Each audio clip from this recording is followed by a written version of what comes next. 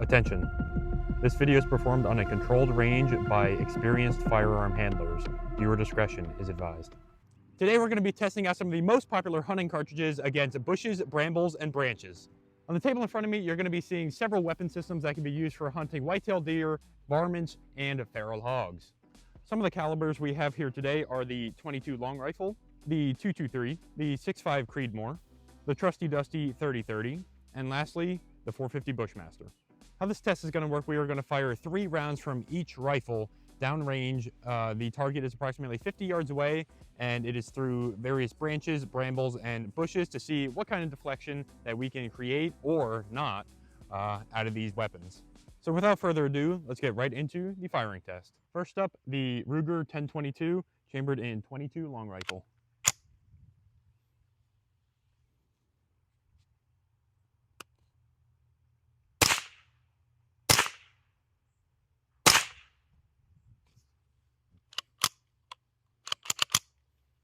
So here we have our target. This is a 10-inch paper plate meant to represent whatever vitals of the animal you may be pursuing. But for our .22 long rifle, right there is shot number 1, and perhaps even shot numbers 2 and 3 down there. Definitely some keyholing going on there, but that may be 2 rounds just stacked on top of each other, but not likely. Definitely not ideal when you're aiming, and it's approximately 12 inches from your reference point. Not good for the .22 long rifle, but that's to be expected. Now time for the .223 out of this AR style rifle.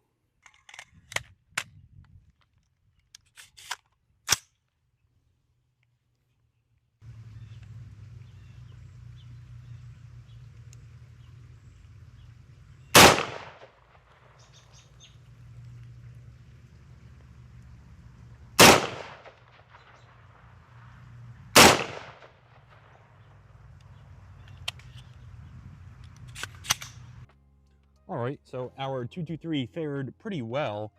We do have one hole there and another one up there, just outside the kill zone there. But this round is starting to tumble a little bit. It's not as circular as that top one, so a little bit of keyholing going on there. But overall, not too shabby. The third round is nowhere to be seen on the paper. Now we're getting into a little bit of the bigger rounds, maybe used for deer or even elk hunting. This is a .65 Creedmoor out of a Savage Axis.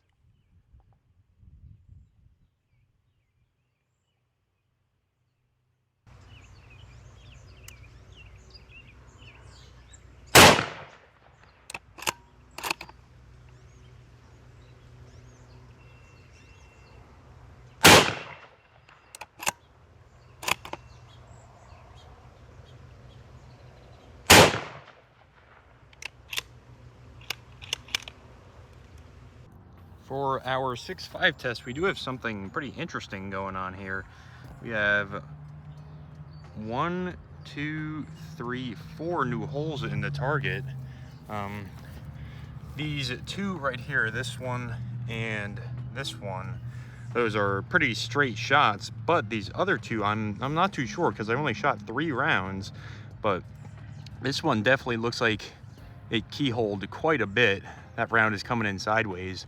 And I'm not too sure the deal on that bad boy.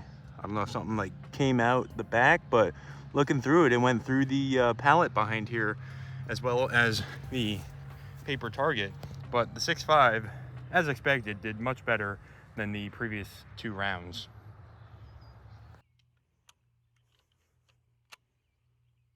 Okay, now time for the old 30-30 lever action. This gun is considered by many to be the quintessential brush gun, usually short barrel, rapid fire rate, and it's a pretty heavy, slower moving round. So let's see how it can punch through these trees and how accurate it is on target.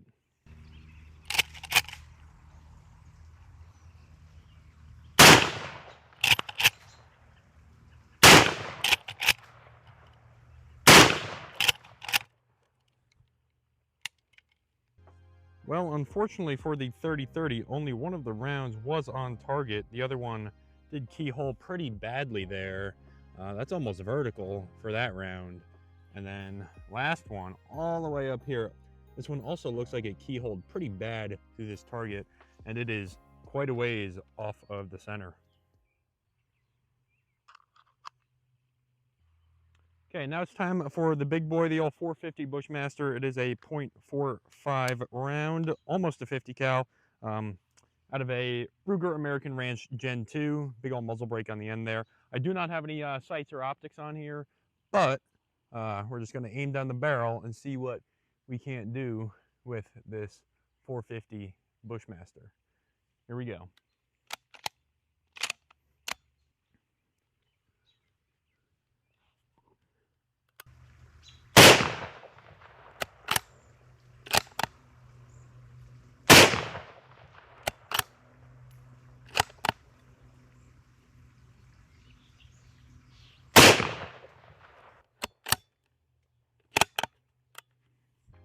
Well, it looks like we only got one hit out of the old 450 Bushmaster there. I was aiming a little high, I guess, but hey, one's better than none. It's pretty on, for not having sights, pretty on par for left and right anyway.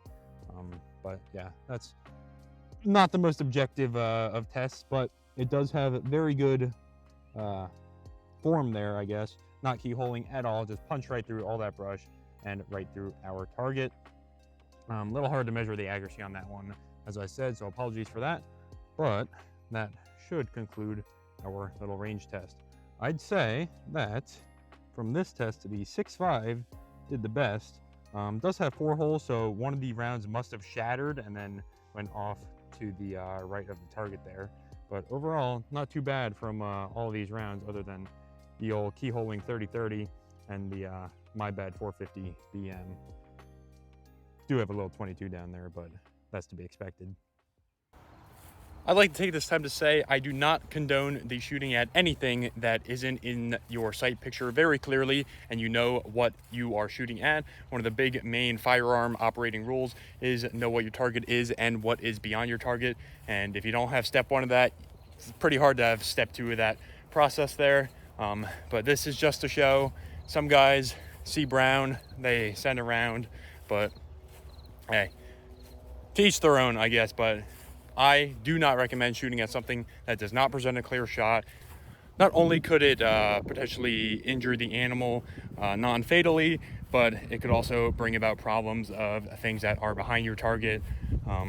So yeah, don't shoot at things that you can't see, pretty much, is what I'm trying to get at.